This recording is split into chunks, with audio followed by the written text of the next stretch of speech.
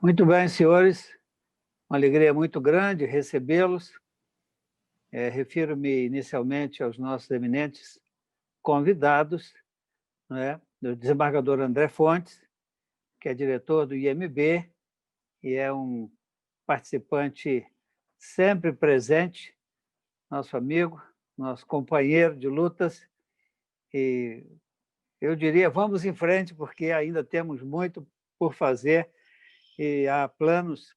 Agora mesmo estávamos conversando sobre a possibilidade de um curso com uma participação de um professor de uma universidade americana. Eu disse, vamos, André, vamos, você pode trazer as novidades, que o IMB está sempre de braços abertos para recebê-los. Doutora Ana Tereza, da mesma forma, a senhora, por enquanto, representando a OAB, né, vice-presidente da Seção Rio de Janeiro.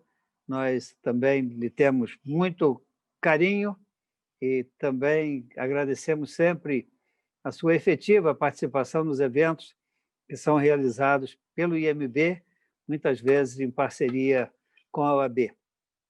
Também agradecemos a presença da professora Mônica Guzmão, que é conhecida pelo seu brilhantismo, pelo seu conhecimento, nunca suficientemente enaltecido, e por isso o IMB se sente honrado pela sua presença conosco. Vejo aqui o nosso presidente Luciano Bandeira, não o havíamos visto e estávamos ouvindo das suas agruras, das dificuldades para conseguir ingressar nesse ambiente virtual, que sempre tem nos trazido muitas perplexidades, né? Mas vamos vencendo, a pandemia nos impôs, se por um lado é uma dificuldade, por outro lado é um aprendizado, e nós estamos nos tornando especialistas nessas ferramentas tecnológicas. Seja bem-vindo, doutor Luciano, eminente presidente da OAB do Estado do Rio de Janeiro. A sua presença também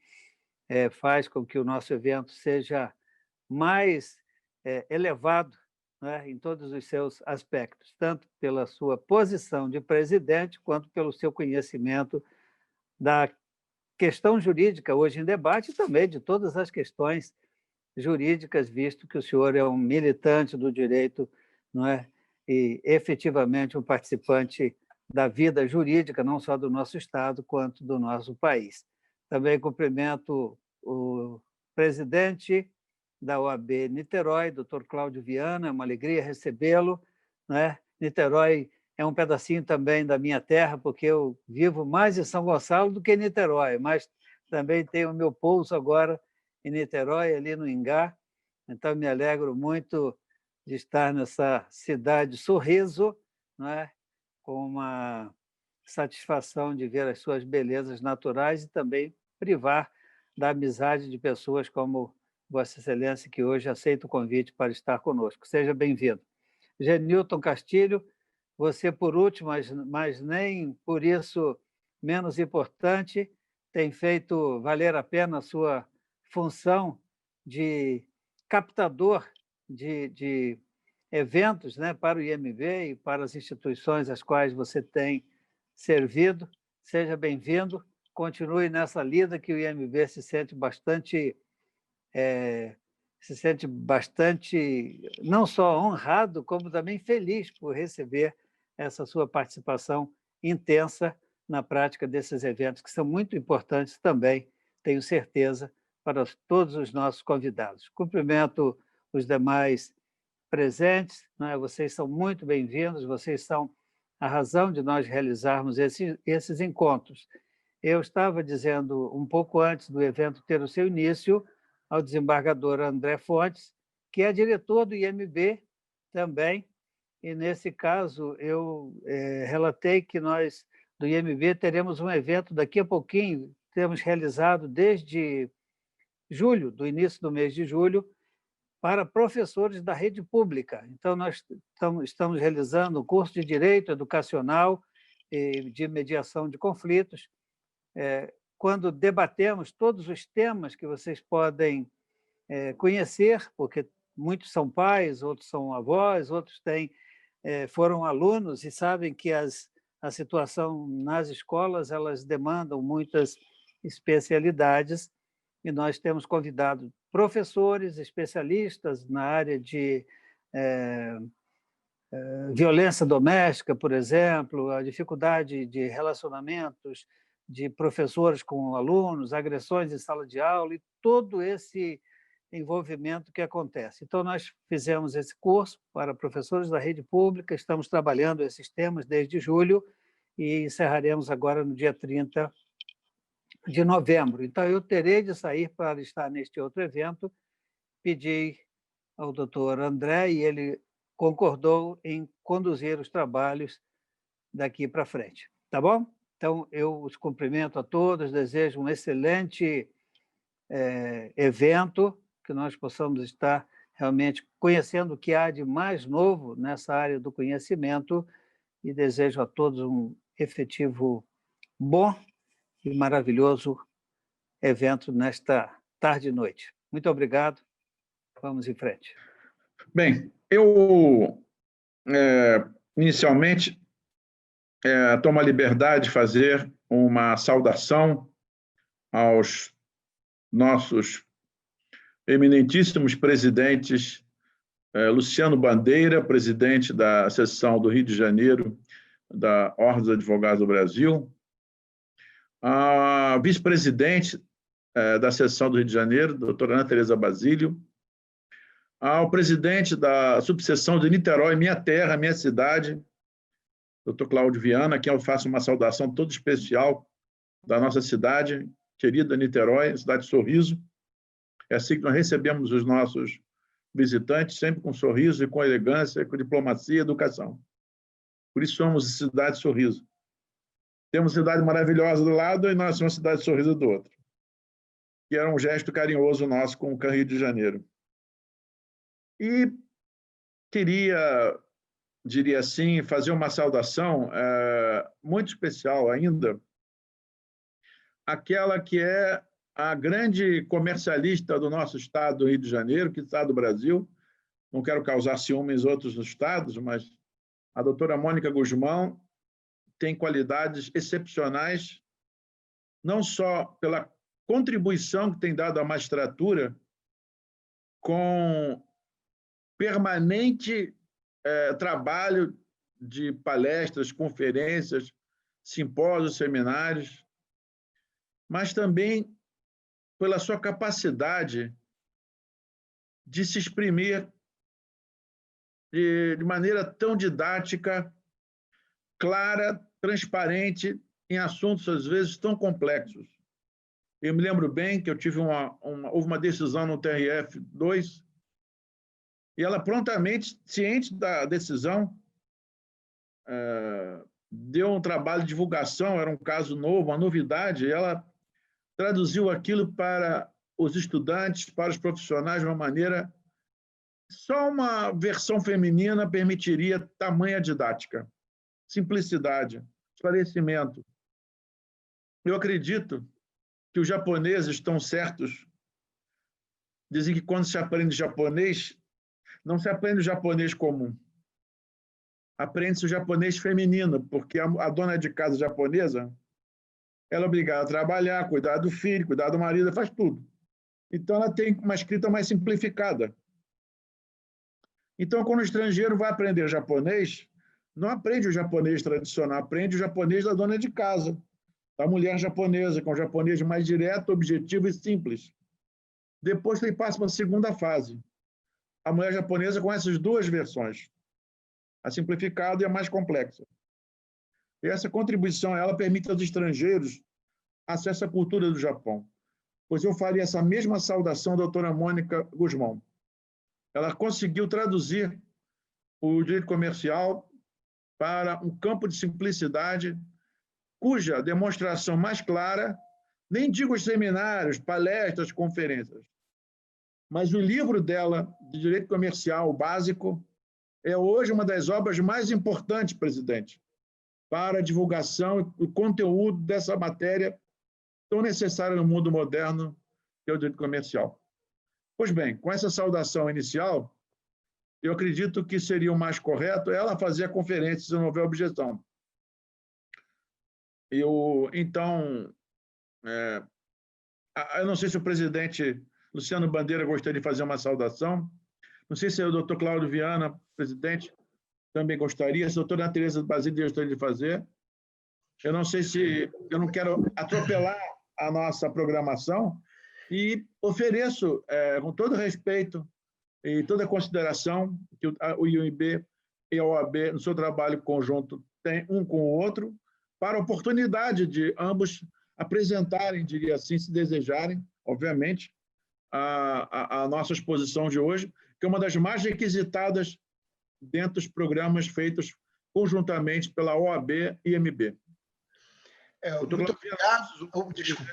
Presidente, Luciano Bandeira, desculpe, perdão. Não, eu que peço perdão. Primeiro, agradecer muito, externar aqui um abraço fraterno de amizade ao amigo André Fontes, ao brilhante magistrado André Fontes, que se tornou um amigo da advocacia. Eu quero cumprimentar aqui o desembargador Fábio Dutra, presidente do IMB, pela iniciativa, essa parceria com a Ordem, tem sido muito produtiva. Agradeço muito a participação do Instituto, junto com a Ordem dos Advogados, para levar conhecimento. Quero cumprimentar aqui a professora Mônica Guzmão, agradecer muito a sua disponibilidade, a doação do seu tempo para ensinar. Eu acho que é a maior virtude que se pode ter, é compartilhar tempo e conhecimento para ensinar e construir o futuro das pessoas. Eu não tenho dúvida disso. Quero cumprimentar aqui, mandar um beijo, um abraço muito forte para minha queridíssima amiga Ana Tereza Basílio, pessoa que eu admiro profundamente. Ela sabe disso, todos sabem disso, a profunda admiração pela grande advogada que ela é, a grande parceira, a grande amiga, que é uma mulher muito firme, muito forte e que não se abate por nada. Ana, você tem a minha mais profunda admiração sempre. O meu amigo, queridíssimo amigo, presidente da maior subseção do Brasil, que deveria ser, na verdade, uma seccional, é uma seccional, por circunstâncias históricas da fusão dos dois estados, transformou numa subseção, mas é. E aqui no estado do Rio de Janeiro, Niterói tem status de seccional e ela é, na verdade, a joia da coroa da advocacia do estado do Rio de Janeiro. Meu queridíssimo amigo Cláudio Viana, um homem dedicado, grande presidente de ordem, homem de ordem, dedicado à advocacia, às causas institucionais, à sociedade, que faz uma gestão exemplar em Niterói, que é reconhecida por toda a advocacia de Niterói, essa atuação, esse compromisso. E agradecer, finalmente, ao grande Genilton, né? Porque sem o Genilton nada acontece. Genilton é o organizador, é o homem que bota tudo de pé, que comunica, convida, faz as coisas acontecerem, né? E dizer, em nome da ordem aqui, da felicidade de estar presente nesse evento, a felicidade de ter aqui grandes nomes, grandes palestrantes, a professora Mônica Guzmão falando, compartilhando conhecimento. Eu não vou poder ficar até o final, porque hoje eu vou ter que sair daqui a pouquinho, que hoje tem o prêmio Patrícia Cioli, que é oferecido pela Amaerge, e eu vou ter que sair daqui a pouquinho para ir lá para o prêmio Patrícia Cioli, mas eu tenho certeza que esse evento é um sucesso, e a importância desse, difundir conhecimento. Muito obrigado a todos. Doutora Ana Tereza, quer falar da palavra? Gostaria? Desembargador André, muito obrigada. Eu queria fazer uma saudação ao IMB, na sua pessoa, desembargador André Fontes, um grande parceiro, como disse o meu querido presidente Luciano Bandeira, um grande parceiro da OAB em eventos importantíssimos como esse, que fala sobre uma mudança expressiva na área societária. Queria também fazer uma saudação muito carinhosa e afetuosa ao meu querido presidente Luciano Bandeira, que é um grande líder da advocacia no nosso estado, um grande amigo, um grande parceiro e um grande defensor da advocacia. Queria também fazer uma saudação especial ao querido Cláudio Viana, que faz como disse o querido presidente Luciano faz uma brilhante gestão à frente da OAB de Niterói, que é a maior subseção do Brasil, e que tem feito uma gestão fantástica, que nos encanta com eventos maravilhosos, com participações importantíssimas. A OAB Niterói sempre brilhando e brilhando muito, né? Brilhando muito. Inclusive, né, o desembargador André, quando advogado, era da subseção da OAB de Niterói, né? Hoje nós estamos aqui em maioria niteroiense, para a nossa alegria, né?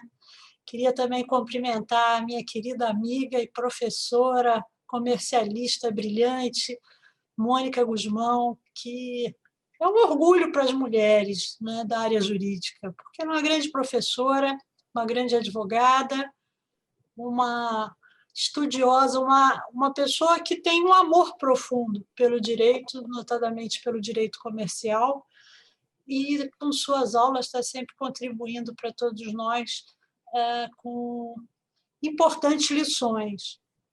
Queria também agradecer ao querido Genilton, que já foi mencionado aqui pelo meu querido presidente, que é o grande artesão desses eventos maravilhosos, eventos bem-sucedidos. E queria dizer para todos que o que se debate hoje aqui é uma grande mudança, uma mudança muito importante no direito societário, no direito comercial, a Instrução Normativa 81 do Departamento de Registros Empresarial e de Integração, o DREI.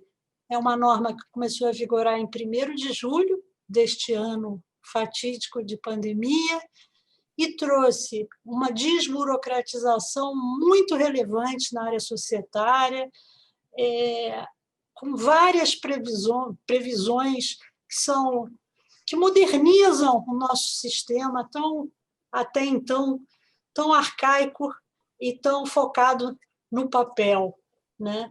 E vem com uma série de mudanças, possibilidade de cessão de cotas, independentemente de alteração contratual, regras mais simples de publicação das sociedades limitadas e anônimas, detalhamento da possibilidade de emissão de cotas preferenciais em sociedade limitada, que é um pleito antigo e que a jurisprudência já vinha isoladamente concedendo essa possibilidade. Permissão também de integralização de parte do capital da Eireli, né, que é a sociedade mais simples, em momento posterior, e tantas outras mudanças que a Mônica, com muito mais precisão, vai nos expor. Mas é uma mudança muito importante, merece aplausos de toda a comunidade jurídica, essa norma, que vem naquela linha de desburocratizar, facilitar. A empresa é o sangue que corre nas veias da economia do país. Então, uma norma extremamente importante, extremamente, digamos assim, avançada e que facilita, o objetivo dela é facilitar a criação de empresas, facilitar a condução de empresas, de modo a dar um ambiente mais propício para a nossa economia voltar ao crescimento, né? Então, um evento importantíssimo, né? O alto público hoje alcançado reconhece e atesta a importância dessa norma. Então, eu queria agradecer, é uma honra muito grande participar dessa mesa, participar desse evento, e mais do que isso, assistir uma aula da minha querida professora e amiga Mônica. Fico honrada de estar aqui e gostaria de passar a palavra também para o nosso queridíssimo presidente da OAB de Niterói, Cláudio Viana, também gostaria de se pronunciar aqui sobre o nosso evento, né, Cláudio? Boa tarde a todos. Institucionalmente, o pronunciamento do Dr. Luciano Bandeira já abrange a importância desse evento e já abrange o sentimento da Ordem dos Advogados do Brasil. O nosso presidente, Luciano, ele tem esse dom, que ao falar, ele consegue falar atingindo todas as subseções do estado do Rio de Janeiro. E hoje não foi diferente. Mas, de qualquer forma, eu não poderia de agradecer ao Dr. Fábio Druta pela disponibilidade de realização desse evento. Esse e diversos outros que têm ocorrido, e nós temos acompanhado, que vem trazendo grande conteúdo acadêmico, grande conteúdo do direito, e isso faz enriquecer a cultura jurídica, não só no nosso Estado, mas como no nosso país. Também não poderia deixar de agradecer o carinho de sempre do desembargador André Fontes, que sempre, ao se dirigir, não só a Niterói, não só a AB Niterói, mas sempre ao se dirigir à minha pessoa, o faz com muito carinho, e fica aqui o nosso reconhecimento.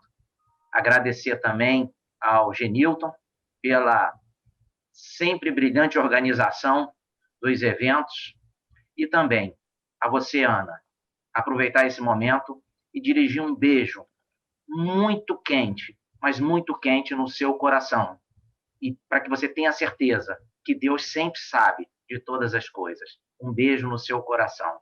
Muito obrigada. E também encerro aqui a minha fala, porque, como todos que estão nos assistindo, estamos ansiosos, sim, de ouvir a professora Mônica Guzmão, a quem também faço aqui todo o meu reconhecimento. Muito obrigado pela oportunidade e vamos ter todos um excelente evento. Muito obrigado. Bem, eu, sem outras considerações, então, convido respeitosamente a nossa convidada especial, convidada de honra, a professora Mônica Guzmão, para a sua conferência para a Ordem dos Advogados do Brasil, em evento conjunto com o Instituto dos Magistrados Brasileiros, órgãos presididos por dois dos mais proeminentes profissionais das suas áreas. Na OAB, o Dr. Luciano Bandeira, e na magistratura, o grandíssimo presidente, desembargador Fábio Dutra, nosso amigo da magistratura por um todo, amigo da advocacia, um homem humanista que eu saúdo neste momento e sempre mais uma vez. Portanto, eu convido a doutora Mônica Guzmão para dar início à sua conferência. Bom, antes de tudo, eu agradeço, eu me sinto abençoada de poder participar desse evento com todos vocês e, na verdade, da confiança que foi depositada na minha pessoa, porque é um trabalho árduo, na verdade, falar sobre essa instrução normativa 81 e com essa confiança toda depositada. E eu agradeço de coração a Ana, a André, ao doutor Fábio Dutra, ao doutor Cláudio Viana, ao Genilton, que é o grande articulador disso tudo. Então, o meu agradecimento vai de coração. Um beijo no coração de cada um de vocês por terem a consideração de lembrarem de mim. E o André Fontes, ele realmente percebeu que o meu propósito é falar fácil do que é difícil. Então, eu sou muito pragmática. E nessa instrução normativa, é uma instrução muito grande. Eu salpiquei alguns pontos da instrução, isso porque ela daria, eu acho, que mais umas 2 ou 3 palestras, se nós analisarmos toda a instrução em si. Bom, o primeiro fato importante é que a instrução 81 do DREI, ela revogou praticamente 40 ou 50 antigas instruções. E eu tirei o mais, não vou dizer o mais importante, mas o que foi mais interessante em termos de mudança. Então, por exemplo, o artigo 2º da instrução, ele pôs fim a uma controvérsia até então existente, aonde as cooperativas devem registrar os seus atos. É claro que A lei que disciplina as cooperativas determina o registro dos atos na junta comercial. O Código Civil é omisso. Então, vem a instrução normativa e determina que cooperativas devem ter os seus atos registrados na junta comercial. Acabou aquela discussão. Cooperativa, sendo uma sociedade simples, teria que registrar os seus atos no RCPJ. Então, essa discussão acabou. Hoje, o órgão competente é a junta comercial. Uma outra questão interessante que eu achei, o Código Civil, ele usava, na verdade usa, né, de forma técnica, a expressão transformação. A expressão transformação, ela é definida tecnicamente pela Lei 6404. É a mudança de tipo societário, limitada para SA, SA para limitada. Então, o artigo 62, parágrafo 1º da instrução, ele dispõe sobre a transformação societária, que é a transformação clássica, e a transformação de registro, que é a transformação que trata o Código Civil. Exemplo, uma sociedade empresária, ela pode se transformar em empresário individual. Uma sociedade empresária, ela pode se transformar numa empresa individual de responsabilidade limitada. O empresário individual pode se transformar numa EIRELI, sendo que essa transformação não é a transformação societária, é a transformação de registro. Então, a instrução normativa traz essa diferença. O que o Código Civil, de forma ampla, só nomina de transformação. Uma outra questão que eu achei relevante foi o falecimento de empresário individual. Qual o tratamento que o Código Civil ele confere ao falecimento de um empresário individual, uma pessoa física que exerce em nome próprio a empresa? Pelo Código Civil, só pode haver a continuação do exercício da empresa na hipótese de incapacidade ou na hipótese de uma incapacidade superveniente. Então, o 974 autoriza a continuação da empresa se houver uma sucessão, se houver a herança do incapaz falecido ou uma incapacidade superveniente. E a obrigatoriedade da autorização judicial. O item 4.3 da instrução, ele permite não só a continuação da empresa pelos incapazes do 974, mas também por escritura pública de partilha de bens. E aí? Nós fugimos da sucessão pela incapacidade ou pela herança.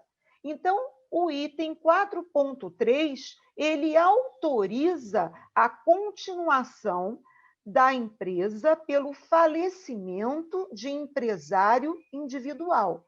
Então, nós podemos, num primeiro momento, acreditar que o herdeiro capaz do empresário individual estaria autorizado a continuar a empresa exercida pelo empresário falecido. Tá? Seria uma primeira controvérsia. Na verdade, um primeiro ponto para debate. segundo ponto para debate é na Eireli, ou Eireli, que tem o mesmo viés. Na Eireli, o item 4.6, ele diz que, no caso de falecimento do titular, pessoa natural, a sucessão dar-se-á por alvará judicial ou partilha. Então, pegando como exemplo o empresário individual, numa Eireli, a instrução normativa admite sucessão.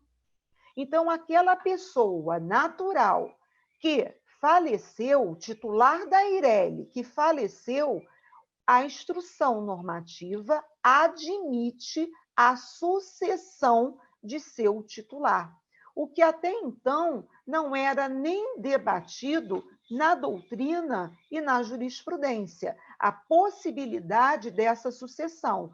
Na verdade, o que acontecia? A dissolução da pessoa jurídica, dissolução total. Um outro aspecto que eu achei interessante, eu estou trazendo mais os pontos relevantes que me aquietam, é o falecimento de sócio com sociedade com 2 sócios. Não é uma sociedade com vários sócios. Aí o falecimento é tranquilo. Mas o falecimento com 2 sócios. Então, um sócio falece. O Código Civil é extremamente tranquilo nessa hipótese. A sociedade se torna unipessoal ou ela vai ter um tempo, 180 dias, para se recompor, se o acionista remanescente quiser, ou ela vai ter, ou ela pode se transformar em Eireli, ou ela pode diretamente atuar como sociedade limitada unipessoal. Aí vem o item 4.5 e diz o seguinte: no caso de sociedade com 2 ou mais sócios, diante do falecimento de algum dos sócios, liquidar-se-á sua cota, salvo se o contrato dispuser diferentemente, se os remanescentes optarem pela dissolução ou por acordo com os herdeiros. Então, o item 4.6 vislumbra a possibilidade de uma sociedade com 2 sócios e não remete às várias possibilidades da sociedade unipessoal. Então, pela redação do item 4.5, no caso de sociedade com 2 ou mais sócios, então, aqui na instrução normativa, vislumbra-se a possibilidade de uma sociedade com 2 sócios. Então, não há um enfrentamento como 1033, inciso 4, ele confere ao sócio remanescente. Então, mais uma inquietação minha.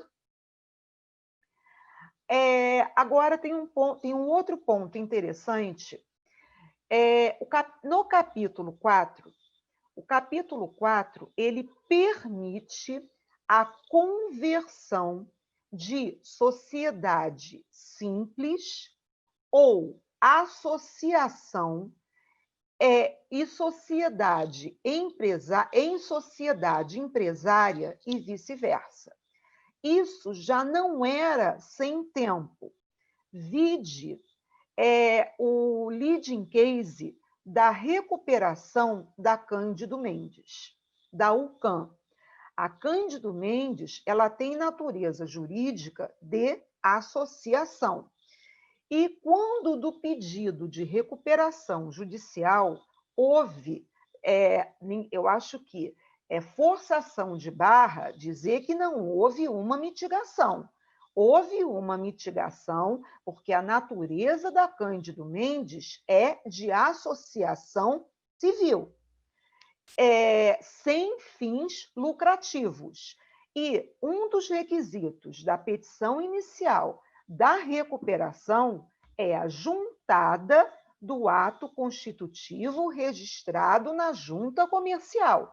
Então, mitigou-se em prol de um princípio maior, que é o princípio da preservação da empresa, o princípio da atividade econômica. Eu, particularmente, sou a favor, porque foi, inclusive, eu abandonei o doutorado, mas seria a minha tese de doutorado. O que o Estado deve preservar é a atividade econômica, não primar pela atividade econômica organizada. Uma sociedade simples, uma associação, exercem atividade econômica. Então, por que uma sociedade simples, uma associação, não podem ter a possibilidade de uma recuperação? O porquê a recuperação só ser deferida, só ser um instituto, só ser uma benesse conferida às sociedades empresárias. E eu defendia por uma inconstitucionalidade que era o princípio da igualdade. Haveria violação do princípio da igualdade e do princípio da acessibilidade ao judiciário, porque não adianta uma sociedade simples, uma associação pedir a sua recuperação se o judiciário não dá acesso. Bom, enfim, hoje nós temos aí a Cândido Mendes com a sua recuperação. Isso, sem sombra de dúvidas, vai bater no STJ. Vamos ver o que o STJ vai decidir. Agora, é extremamente interessante a Instrução Normativa 81 possibilitar a conversão de sociedade simples ou associação em sociedade empresária e vice-versa. E o único requisito é que os atos e todas as averbações lá do RCPJ sejam trazidas para a junta comercial. Então, não há uma burocracia imposta pela instrução normativa. O único questionamento que eu faço é o seguinte: vamos pegar uma sociedade simples, que, em tese, não pode falir e não pode se recuperar. Uma sociedade simples que exerce a sua atividade há mais de 5 anos. Pediu a conversão em sociedade empresária. Depois de 1 ano da conversão, essa sociedade simples pede a sua recuperação. O meu questionamento é: o juiz poderia aproveitar ou ele poderia admitir o somatório dos prazos? Se a atividade fosse a mesma. Então, o que eu questiono nessa conversão é a possibilidade do somatório dos prazos a fim de se aplicar o princípio da preservação e função social da empresa. Isso tudo por quê? Porque a Lei 11.101 de 2005, ela exige um prazo mínimo de 2 anos para se requerer a recuperação judicial. Eu sou a favor do somatório, claro, de forma casuísta, havendo um casuísmo. Seguindo, eu tenho que me policiar por causa do horário. Mas, quando chegar o meu horário, por favor, alguém me diga. A Ana, ela falou das cotas preferenciais, ela já adiantou. Antes das cotas preferenciais, a instrução normativa pôs uma pá de cal nas cotas com valores, nas cotas desiguais. O que seriam cotas desiguais? A do 1055 do Código Civil. Então, uma sociedade limitada, ela pode ter cotas iguais, mesmo valor nominal, ou cotas desiguais, valores nominais diversos. Na minha opinião, as cotas desiguais provocam uma maior dificuldade no sentido de liquidar as cotas quando de uma resolução, quando de uma dissolução total. Então, eu acho que cotas com o mesmo valor nominal facilitam mais do que dificultam, mas está na instrução normativa 81. E Ana, de forma brilhante, falou nas cotas preferenciais. Nossa, eu não sei... quando do advento do Código Civil, eu me lembro, em 2005, no meu livro, já em 2005, que eu fui extremamente criticada, eu acho que eu sou autora das minorias, então não me citam, porque lá vem a Mônica com as teses dela. Então, em 2005, eu já defendia a possibilidade de sociedade limitada emitir cotas preferenciais sem direito de voto. Qual o fundamento? Já que o Código Civil permite a aplicação supletiva da Lei 6404 de 76, com cláusula expressa, e há uma omissão no Código Civil quanto à possibilidade de emissão de cotas preferenciais, aplica-se a Lei 6404 com fundamento na analogia. Sei que eu fui criticada, você não pode emitir cotas sem a previsão. Se o contrato não contiver a previsão, não há essa possibilidade. Nossa, vai tirar voto de cota preferencial, isso é um absurdo, é um direito essencial. Enfim, Instrução Normativa 81 admite as cotas preferenciais e, de forma clara, admite a supressão do direito de voto. Agora, para uma sociedade limitada, emitir cotas preferenciais, ela tem que observar todo o regramento da Lei 6404. Ela tem que conferir um direito diferenciado às cotas preferenciais, para retirar o direito de voto. Ela tem que observar o limite de emissão das cotas preferenciais sem direito de voto, artigo 15, parágrafo 2º, 50%. Ela tem que observar a hipótese das cotas preferenciais sem voto adquirirem provisoriamente esse direito quando do não pagamento dos dividendos.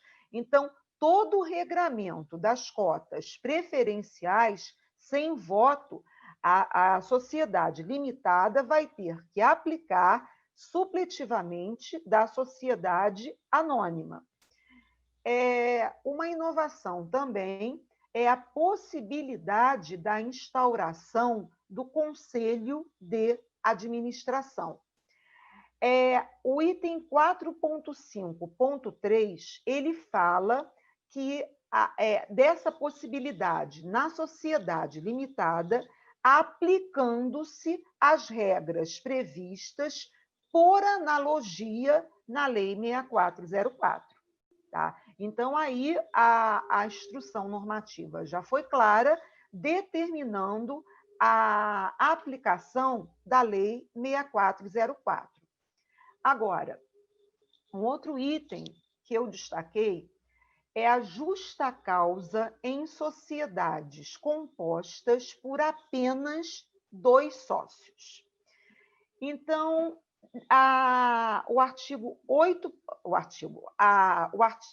o item 7.2, o Código Civil prevê, ele diz que nas sociedades constituídas por apenas 2 sócios, não há a necessidade de uma reunião ou uma assembleia.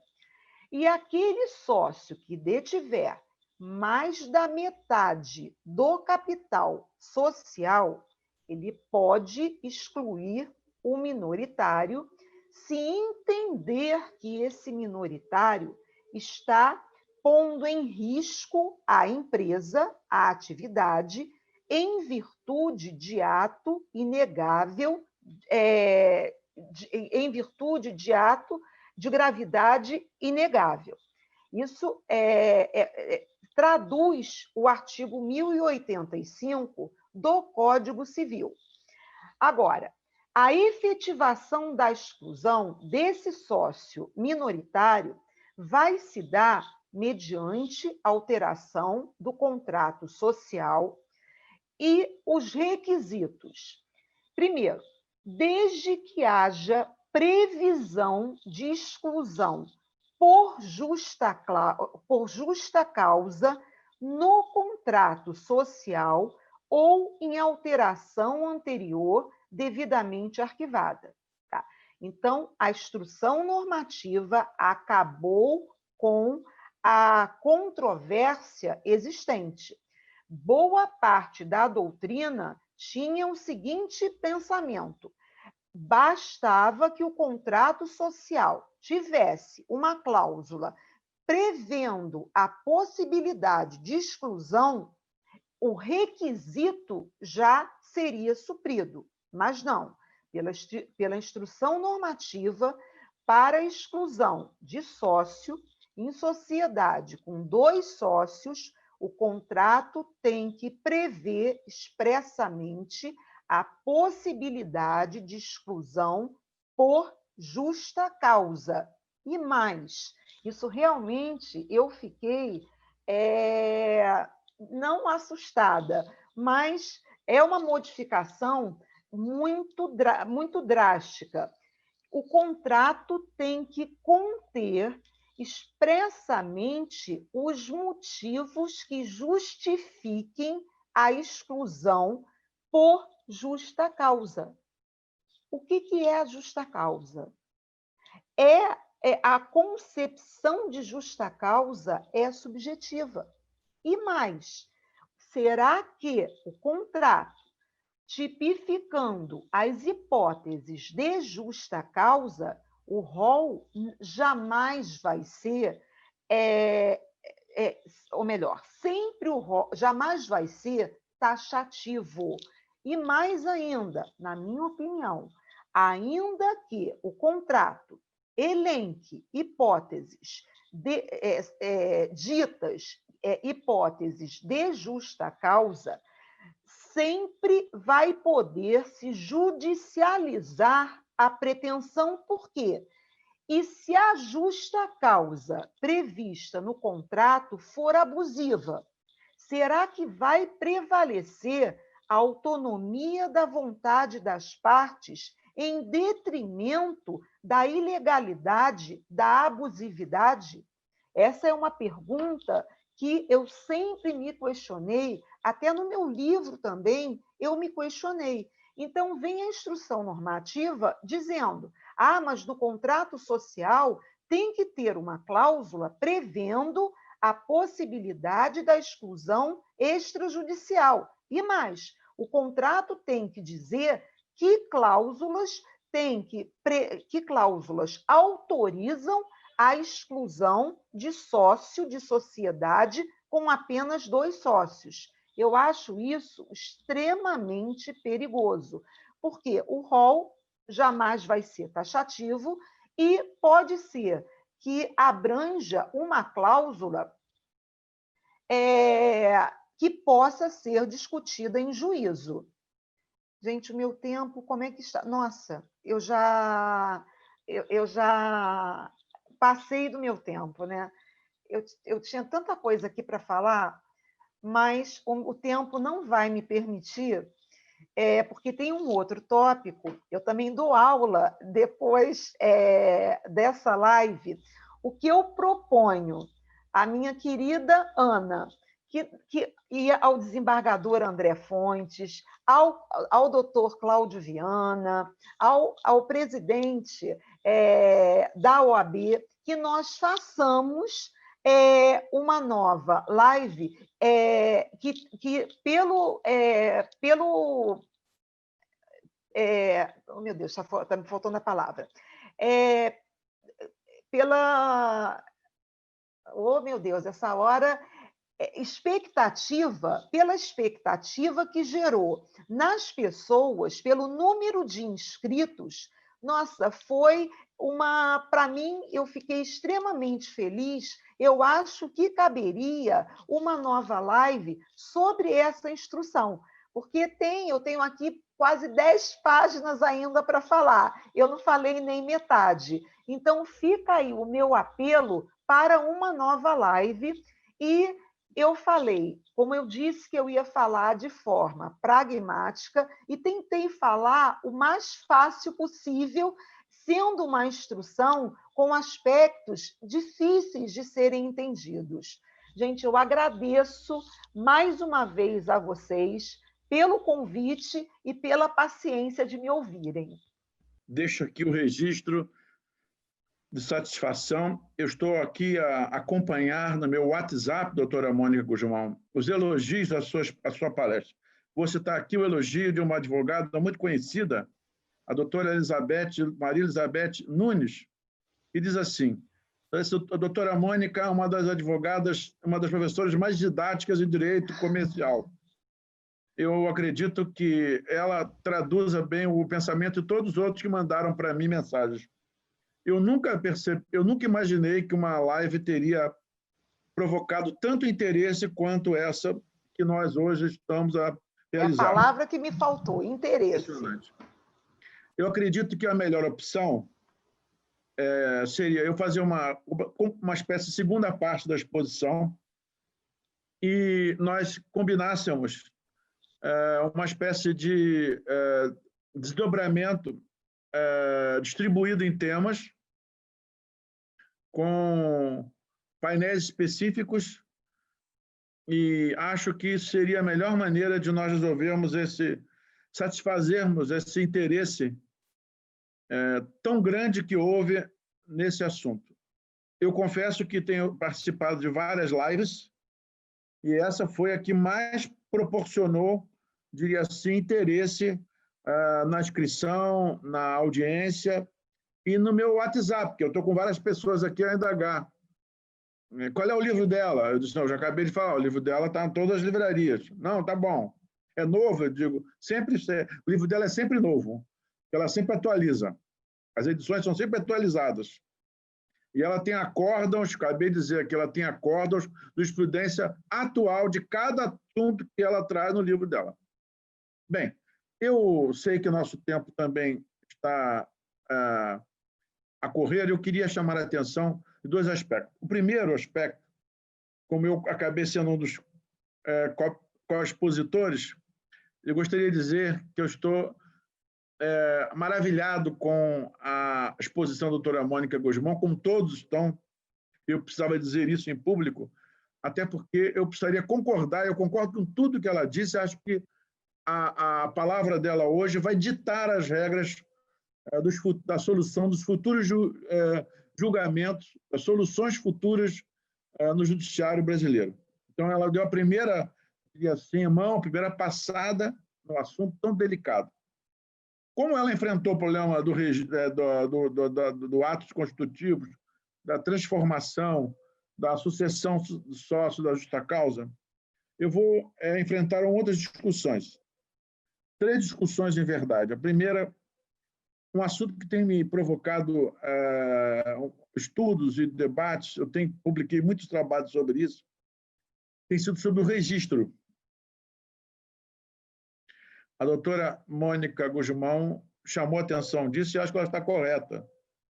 houve uma concentração assim, mais do que evidente na junta comercial e, mais do que tudo, a possibilidade de transformação pela junta é muito mais rápida e simplificada.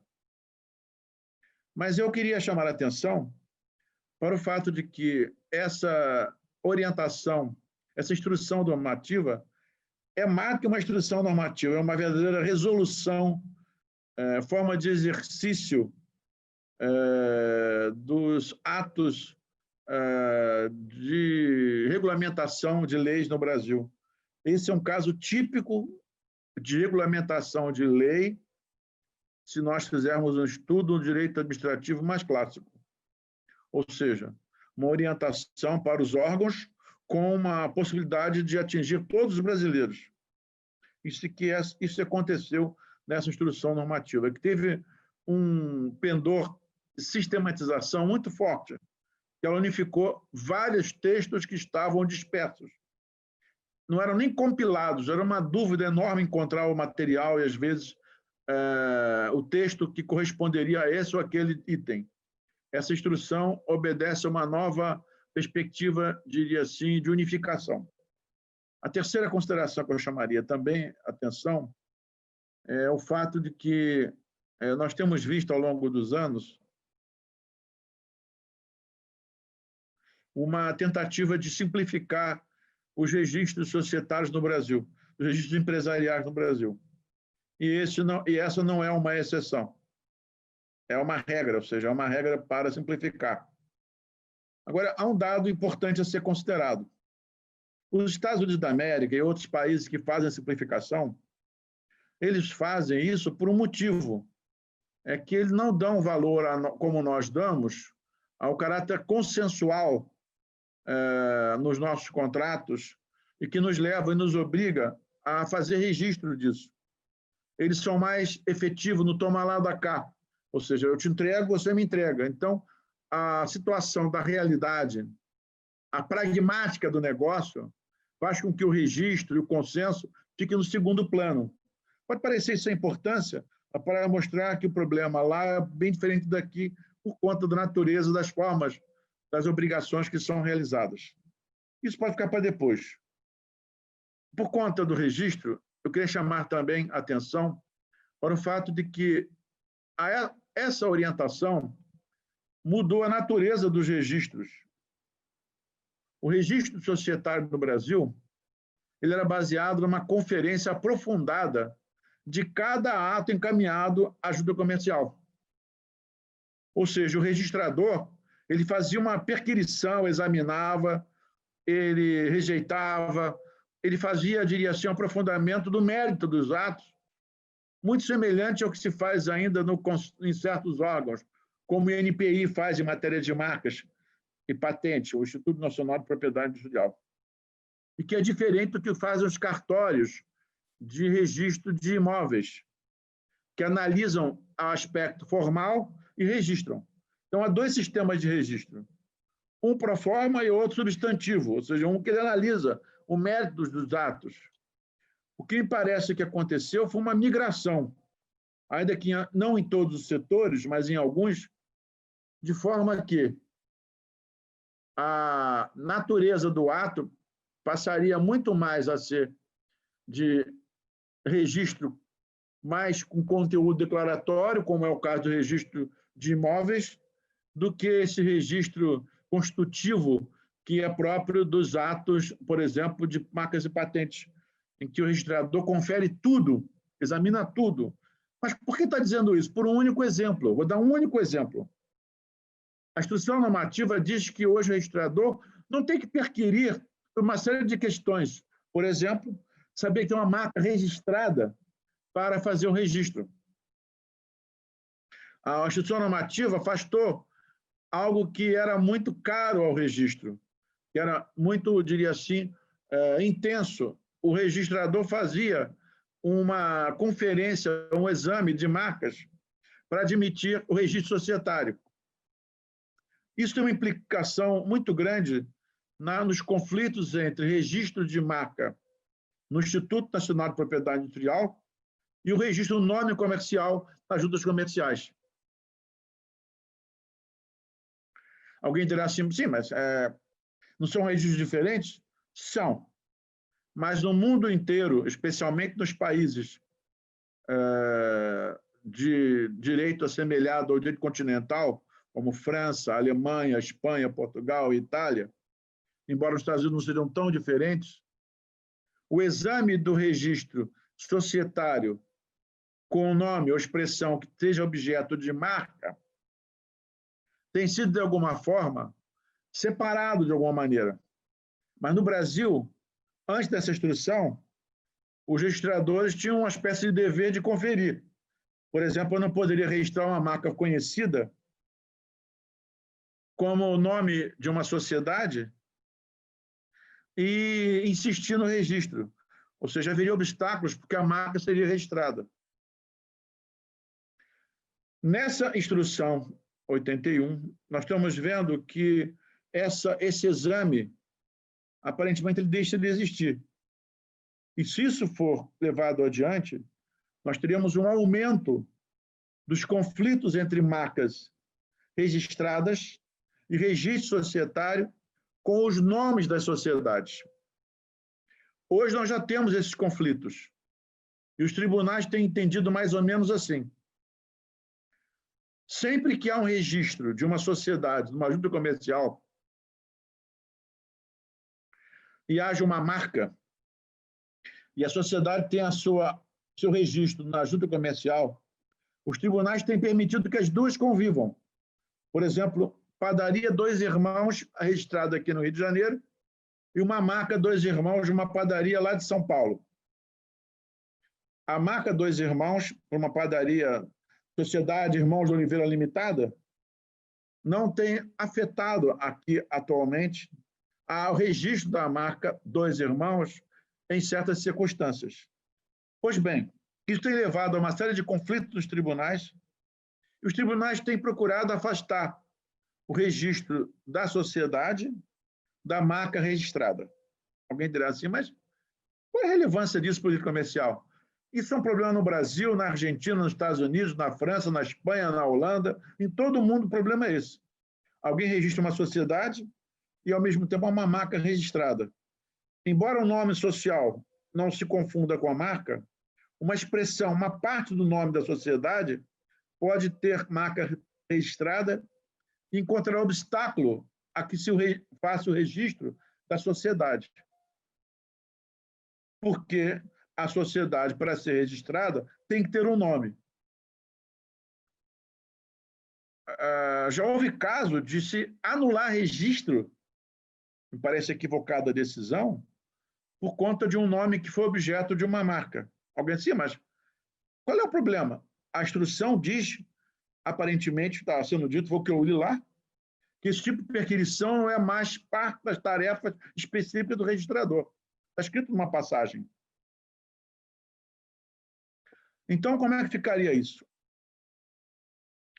Eu tenho a impressão que esse rigor que a junta comercial tem usado na aferição dos nomes societários, do nome empresarial, deve encontrar uma flexibilização. O que vai acontecer, na minha opinião, é fatalmente um aumento dos conflitos entre os registros de marca e os registros de sociedades comerciais quanto ao seu nome empresarial, o seu nome comercial.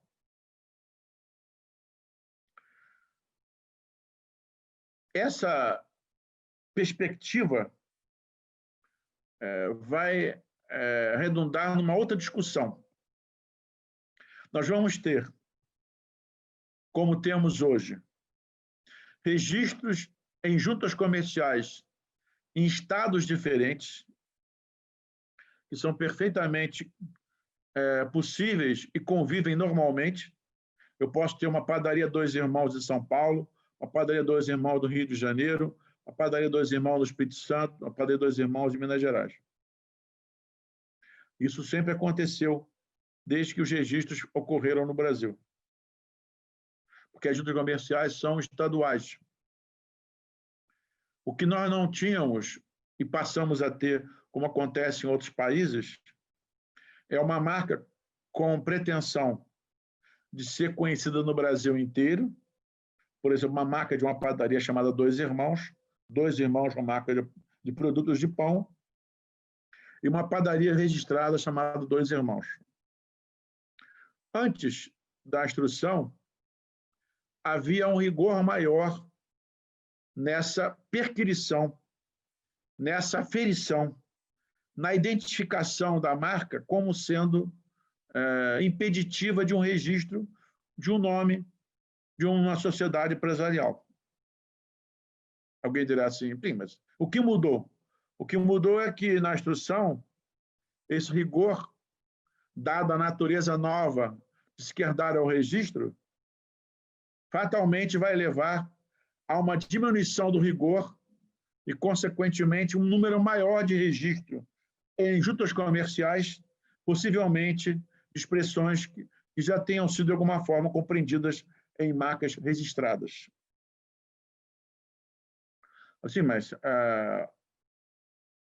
qual é a consequência prática? A consequência prática será, primeiro, uma redução das tarefas do registrador, que passa a dar mais valor à vontade dos constituintes da sociedade, prestigiando o novo Código Civil nesse aspecto, que acolhe a teoria do negócio jurídico e diz que quem decide as coisas é o interessado, é o agente econômico, é o agente negocial, em detrimento do registrador, que fazia um controle muito rígido antes da instrução. É muito evidente que essa diferença entre as exigências que são feitas antes da instrução ao registrador e após a instrução ao registrador, retirando dele, diria assim, esse rigor no exame de marcas na questão dos nomes, vai aumentar o número de registros com marcas registradas e, consequentemente, um aumento no conflito e nas discussões sobre nome comercial e marca. Nós sabemos que hoje, nos tribunais brasileiros, há uma espécie de separação, eu diria até um pouco rigorosa. Os tribunais separam os registros de sociedade das marcas. Dizem, olha, elas podem conviver porque são esferas diferentes de registros e de atuações. Mas nós fazemos isso baseados em boa-fé, baseados em registros diferentes, baseados em competências diferentes de tribunais. Agora nós vamos ter uma outra situação.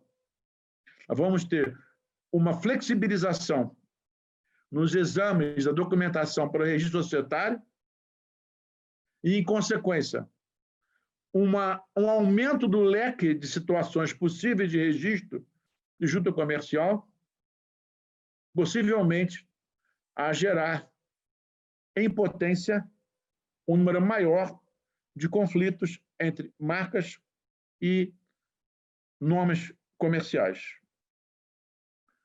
Demais disso, além dessa chamada da possibilidade de aumento de conflitos, chamaria a atenção de um outro aspecto. Desde que eu era aluno da Faculdade de Direito, essa discussão havia sido a mim passada como uma coisa evidente, clara, permanente, corrente. Se a sociedade precisa declarar no seu nome a atividade que desenvolve. Eu, daqui a 2 anos, farei 40 anos de formado, me formei em 1982. E eu era estudante de direito, esse assunto já estava em evidência. E a literatura era muito prática, a despeito da lei dizer que não era possível, como o Código Civil diz ainda que não é possível, com argumento irretorquível, na minha opinião. O argumento da igualdade. Os estrangeiros registram as sociedades no Brasil sem indicar a sua atividade econômica. Bastando dizer, por exemplo, o nome da empresa estrangeira, da sociedade estrangeira. Vou citar aqui uma sociedade que não existe mais, a Pan American, de aviação, a companhia Pan American, que não existe mais. O que eles faziam? Registravam Pan American do Brasil Limitada. E não indicavam, como o Código Civil mandava, o objeto social. Mas um brasileiro que fosse lá registrar, tinha que dizer Pan American, companhia, ou empresa de aviação. O que os livros diziam? E não me recordo de tribunais terem confirmado isso. Mas os livros eram claros a esse respeito. Os livros diziam: por que um estrangeiro não precisa indicar objeto social, argumentando com a ideia de que a empresa é de origem estrangeira, bastaria mencionar que ela é de origem estrangeira, sem precisar indicar objeto social, e um brasileiro seja obrigado a ter mais deveres para um registro do que um estrangeiro. Vários autores diziam, nesse caso, a melhor solução era a igualdade.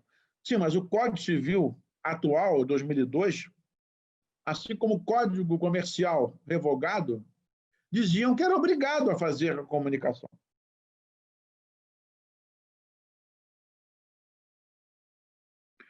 Um brasileiro, se quisesse registrar, tinha que indicar objeto social. O estrangeiro não precisava. Basta dizer do Brasil para imaginar que ele estaria a trazer objeto social do país de origem. Solução dada pelos livros brasileiros. Princípio da igualdade. Princípio da isonomia. Se o estrangeiro pode, o brasileiro também pode. Aí dizia no primeiro momento, ele poderia dizer apenas, por exemplo, Fontes do Brasil, o André Fontes do Brasil, dizendo que se a igualdade era de tomar como paradigma o estrangeiro, usaria-se só o do Brasil. Houve uma segunda evolução, e os autores disseram, olha, se os estrangeiros não dizem, nós não seríamos obrigados a fazer isso. Vou dar um exemplo. Quando eu era estagiário de Química, eu fiz Química antes de fazer Direito, eu trabalhei na Casa Hilpert, e não indicava o seu objeto social no nome empresarial dela. Não é por isso que falava nome empresarial, era nome comercial. E a Casa Hilpert não indicava que era uma fábrica de tintas. Ou seja, o registro acolheu a segunda evolução do nome. E qual foi a segunda evolução do nome? Do brasileiro poder usar o nome comercial sem precisar indicar o objeto social.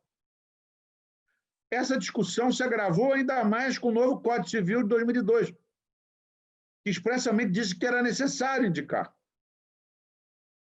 O que aconteceu?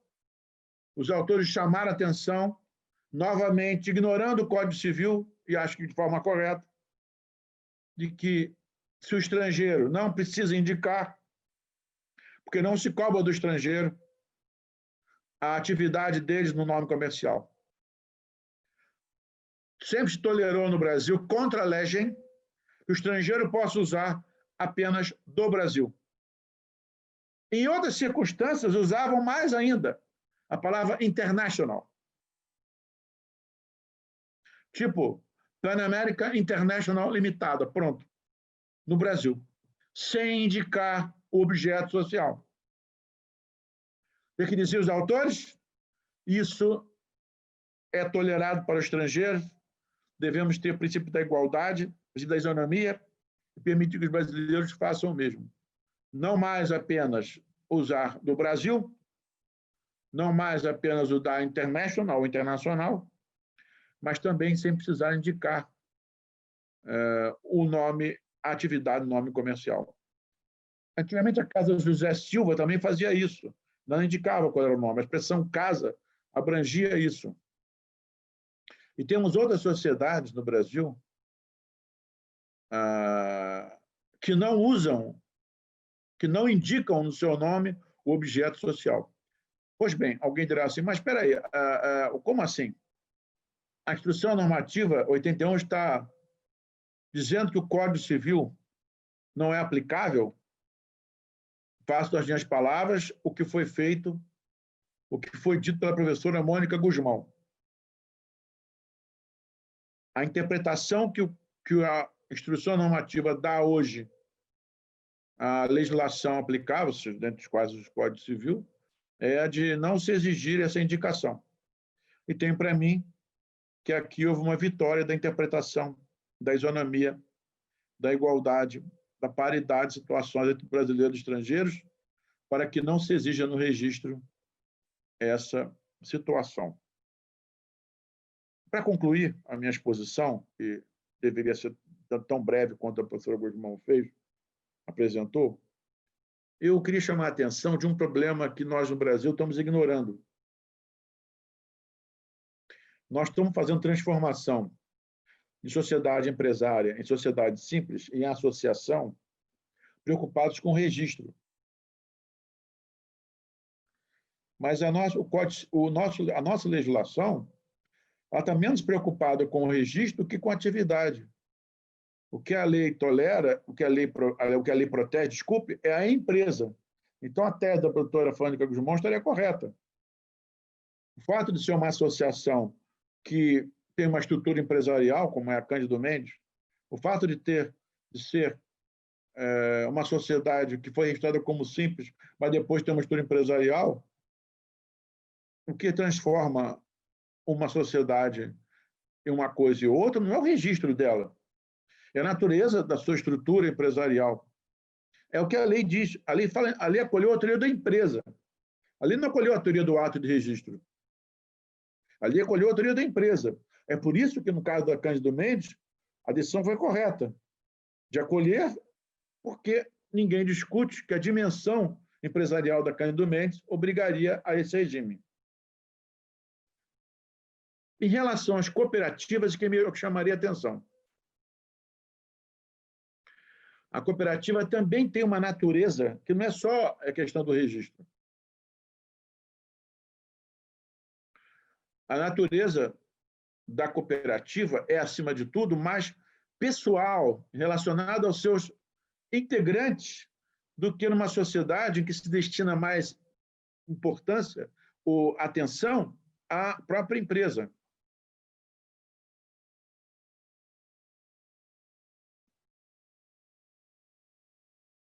A cooperativa não é uma sociedade como nós costumamos, às vezes, comparar. A cooperativa tem uma natureza, diria assim, mais em pendência para os seus integrantes.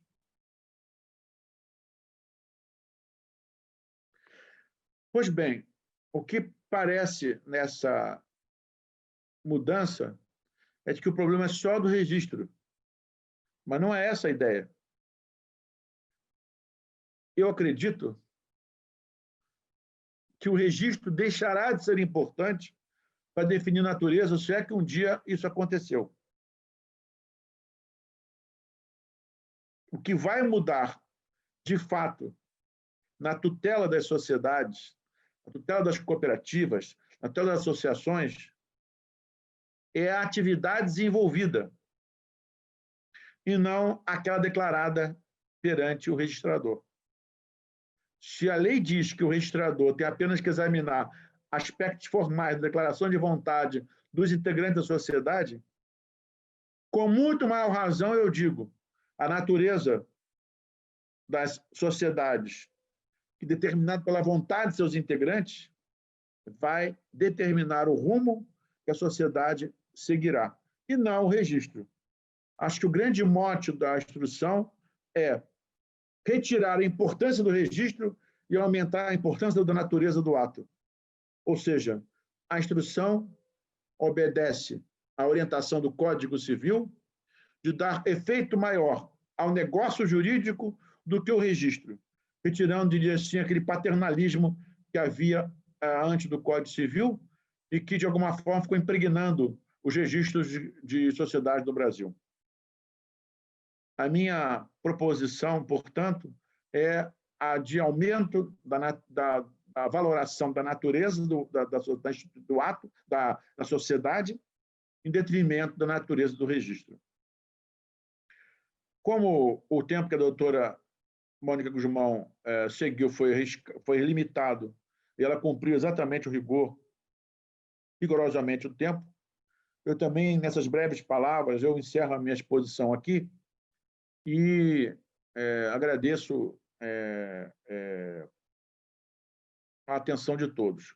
Como eu também recebi a incumbência de administrar, diria assim, nosso seminário, eu indagaria aos integrantes, a doutora Ana Tereza, ao nosso presidente Cláudio Viana, se gostariam de tecer algum comentário, fazer alguma observação, e indago ao doutor Genilton se haveria uma terceira exposição, caso assim seja necessário, ou então se deixa para os debates. É o que eu faria com proposta.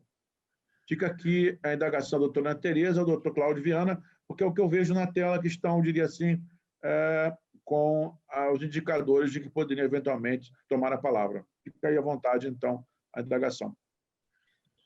Fica a critério da doutora Ana Tereza. Desembargador Genilton, eu gostaria aqui de falar que as exposições foram excelentes e que meu querido presidente Cláudio também deve concordar com a proposta da professora Mônica Guzmão. Vamos fazer agora, seguindo esse evento que foi tão bem-sucedido, vamos consultar também o presidente Fábio Dutra, mas, com certeza, ele vai apoiar. Vamos fazer novas edições desse evento, agora por capítulos dessa norma tão vasta, né? Porque, de fato, é uma mudança expressiva na legislação registral e com consequências no direito material, com indicações no direito material, como os expositores esclareceram com muita competência. Então, fica aqui, né, Cláudio, anunciado que nós faremos a segunda e terceira parte desse evento para permitir que os outros temas que não tivemos tempo de abordar hoje sejam também apreciados. Um tema que eu gostaria de mencionar aqui, desembargador André, que afeta diretamente a prática da advocacia, na minha opinião, de maneira muito positiva, e já fazendo aí um adiantamento do que faremos nos eventos seguintes, é a questão do registro digital e do previsto artigo 32 dessa instrução normativa, no sentido de autorizar as juntas comerciais a atuarem, inclusive, sob o sistema exclusivamente digital, através da utilização de assinaturas digitais por aqueles que apresentarem os documentos a serem registrados e por atos também com assinaturas digitais daqueles integrantes da junta comercial que vão processar e registrar esses atos societários, o que causará uma imensa facilitação da atuação dos advogados que atuam não só na área societária, mas também a verificação por advogados, por juízes, pelo Ministério Público, pela Defensoria Pública, de documentos registrados digitalmente e que terão divulgação via internet.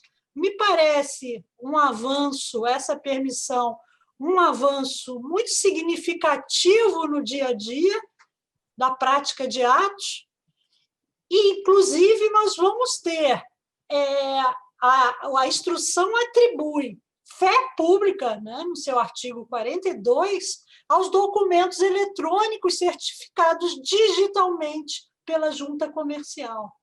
Então, acredito que isso vai facilitar imensamente as alterações contratuais, os registros de novas sociedades, a obtenção de certidões, o que poderá ser feito integralmente por meio digital.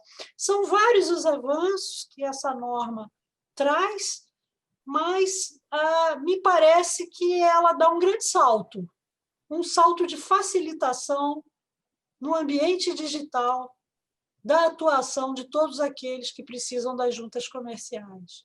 E vamos, né, presidente Cláudio, vamos torcer para que muitas juntas comerciais, não só no nosso estado, mas em todo o Brasil, adotem esse sistema exclusivamente digital, para que qualquer colega de qualquer lugar do estado ou do país possa praticar os atos societários com maior facilidade, sem custos de deslocamento, sem burocracia e obtenção de certidões autenticadas digitalmente. Eu acho que é uma inovação muito importante.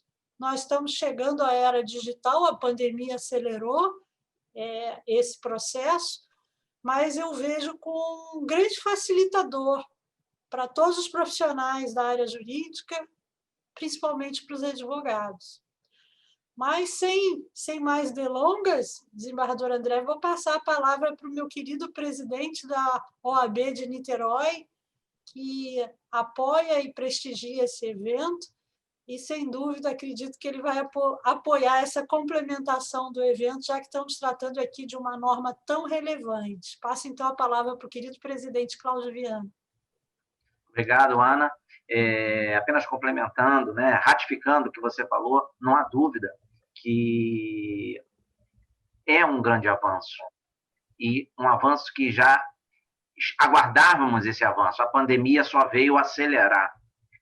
E quanto à questão, doutor André Fontes, de nós ampliarmos essa live, aliás, nós estabelecemos um formato de live achando que esse formato seria o suficiente para discutirmos a questão, mas não, chegamos à conclusão de que vamos ter que transformar um seminário em live, porque uma live não será suficiente.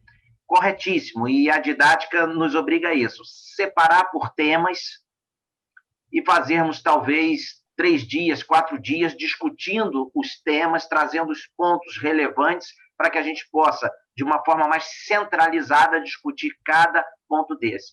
Porque não tem a menor dúvida, o tema é de suma importância, principalmente diante de tudo que nós vivemos e estamos vivendo esse ano de 2020, e não tem a menor dúvida que em 2021 os profissionais do direito terão que estar hábeis para trabalhar com esse novo formato, com essa nova legislação, principalmente trazida pela Instrução Normativa 81.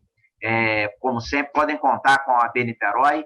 Doutor Genilton, terás muito trabalho pela frente, mas temos certeza da sua competência e da sua dedicação. Eu queria aproveitar e agradecer a todos que nos estão nos ouvindo. Mais uma vez, doutor André Fontes, agradecer a sua disponibilidade, o seu carinho de sempre. Doutora Ana Tereza Basílio, aquele beijo no seu coração. Muito obrigado, doutor Fontes, com a palavra. Eu acredito que nós temos cumprido o nosso horário, mais ou menos de 1h30 de live, é o tempo que nós podemos organizar esses nossos sistemas virtuais, de forma que, não havendo mais outra consideração, eu vou tomar a liberdade de agradecer a nossa vice-presidente da Seção do Rio de Janeiro, dos Advogados do Brasil, a doutora Ana Tereza Basílio, sempre muito sensível à realidade da advocacia, impressionante a capacidade de atualidade com a lida das questões. O doutor Cláudio Viana, meu conterrâneo e presidente da nossa Ordem do Advogado do Brasil, de Niterói. É como se eu estivesse falando com o nosso... É o nosso presidente, tá? Concreto, no específico, né? Então, meu presidente. E, acima de tudo, agradecer ao doutor Genilton Castilho, a sua capacidade de trabalho impressionante de organização dessas lives. A Ordem dos Advogados do Brasil está de parabéns, o Instituto dos Magistrados Brasileiros está de parabéns. É uma iniciativa conjunta dos advogados e magistrados que deu certo. Quando a Ordem se junta e o IMB se juntam, nós temos a discussão de assuntos sob várias óticas, de forma que eu acredito que esse sistema, o estudante de direito, para aquele que é dedicado aos novos temas, essa instituição normativa vai mudar muita coisa, tanto no Tribunal de Justiça quanto no Tribunal Regional Federal. Nós temos competências em ambos os casos. De qualquer maneira, fica aqui o início, o pontapé inicial para os novos seminários possíveis sobre a Instrução Normativa 81, pelo IMB, e tomo a liberdade de falar também em nome da nossa união, OAB-MB, para este evento, e dizer a todos que estou muito satisfeito. Tenho aqui mensagens no meu telefone, parabenização, vejo também várias mensagens aqui, pessoas interessadas com o nosso evento. Dizer a todos que estou muito satisfeito, agradeço a todos e declaro encerrado nosso seminário. Muito obrigado, uma boa noite.